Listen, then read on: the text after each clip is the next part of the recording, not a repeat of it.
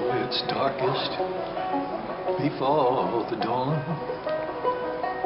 This thought keeps me moving on through all this world of joy and sorrow. We still can have singing tomorrows through all this world of joy and sorrow. We still can have singing tomorrows. The discoverer of what became New York was a headstrong mariner named Henry Hudson, an English sea captain and navigator in the employ of Dutch business interests. In 1609, he sailed his ship, the Half Moon, into New York Harbor and up the river to the west of a long, slim island, hoping to find a passage to Asia. When his voyage stalled at what is now Albany, he turned around, sailed back down the river and out to the sea through the harbor. Before long, the enterprising Dutch decided that the fine harbor and wooded islands he discovered was ripe with opportunity to exploit Europe's growing demand for fur. What the Dutch called the New Netherland colony began as a harsh, desolate trading outpost in an untamed land, but by the 1650s it became a bustling, prosperous settlement devoted to capitalism and freedom. The new colony eventually lured thousands of displaced men and women to a bold new life. It was a spirited, pulsating environment, in many ways like the New York of today. Sharing the continent with both the Indians and English settlements in New England and Virginia, the thriving New Netherland colony lasted until August 27, 1664. That was the day a fleet of warships entered the harbor, aimed its cannon at the little fort at Manhattan Island's southern tip, and demanded the surrender of the colony to the English Empire. As the English flag first fluttered over what the invaders promptly renamed New York, English soldiers found 48 thick, leather-bound volumes of deeds, wills, the minutes of meetings, petitions, contracts, and correspondence, the meticulously maintained, handwritten autobiography of America's first multicultural society. The English found those painstakingly maintained documents most valuable in their use in substantiating land titles. More than a century after the English took final possession of New Netherland, as all 13 British colonies erupted in rebellion against English rule, the documents were gathered and deposited for safekeeping in the holds of 2 British warships in New York Harbor. After passing into the hands of the English, and then the new American government, the records endured countless hazards. They were threatened by damage from water, ship rats, and fire. By movement of the volumes between New York and Boston, many were simply lost. Ultimately, the documents found their way to the New York State Library in the Capitol in Albany by the 19th century. In March 1911, the state capitol, containing the state library, caught fire, destroying 450,000 books and 270,000 manuscripts, including some of the Dutch colonial papers. What remained of many of the records were only heaps of charred, baked papers, water-damaged and frozen into black clumps. Others, however, blackened at the edges and margins and faded by the assault of flame and water, remained essentially intact. Ironically, it was a stack of English documents that fell on top of the Dutch papers and in essence saved them from total destruction.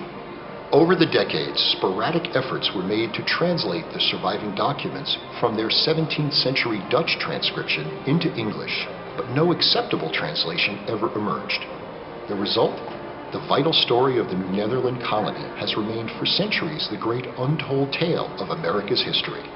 America's Dutch history needed both a translator and a storyteller. And they finally found one in Dr. Charles Gehring. Charlie Gehring is a linguist, historian, and a Fulbright scholar. His specialties are German and Dutch.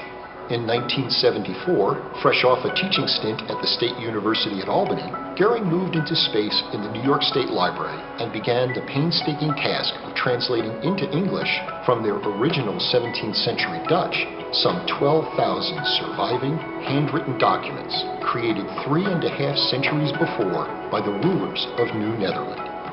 To Charlie Gehring, the events they chronicle are current, and he speaks of them in the present tense. Dutch has evolved just as English has evolved from Elizabethan times, let's say. If you read Shakespeare, you think you know what is being said until you read the notes at the bottom and you find out that, well, it's not quite what you thought it was. The Dutch started printing sources much earlier than the English. There's a lot to draw on from Dutch sources going back 16th, 17th century, so that you have an incredible depth of meaning for every word, and this is invaluable. The long-lost world Charlie Gehring is exploring through these ancient handwritten documents was vastly more vital and compelling than most Americans know. Until Gehring's work began, most historians of colonial America tended to dismiss the Dutch colony in a few lines or relied on English sources. After all, the English were engaged in wars with the Dutch for control of the seas and trade routes. As a result, the English got to tell their American story.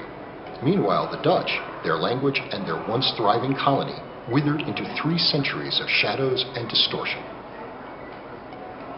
In the early 19th century, it was the whimsical pen of Washington Irving that did a disservice to America's Dutch era.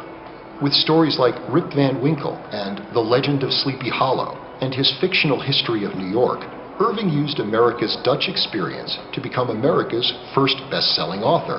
But his quaint caricature of America's Dutch period entered the general imagination as fact. The cultural heritage of the Dutch boiled down to the fanciful buffoonery of its Knickerbocker image.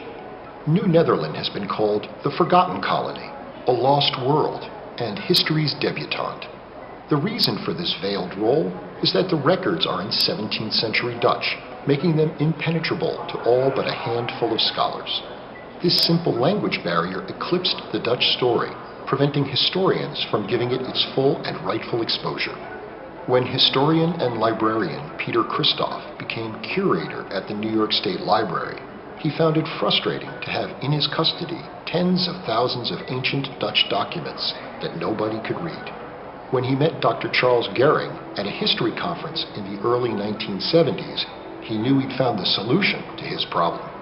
This meeting ultimately led to the establishment in September 1974 of the New Netherland Project, under the sponsorship of the New York State Library and the Holland Society of New York, with Gehring as translator and editor of New York's colonial documents.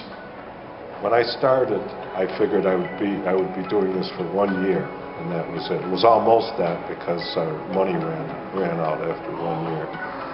But I became so intrigued with the Dutch, with this information, and knowing that people didn't know about this at all, and that for me, as a Germanic linguist and a historian, I was what better combination could you have than translating Dutch documents of a historical period that few people knew about?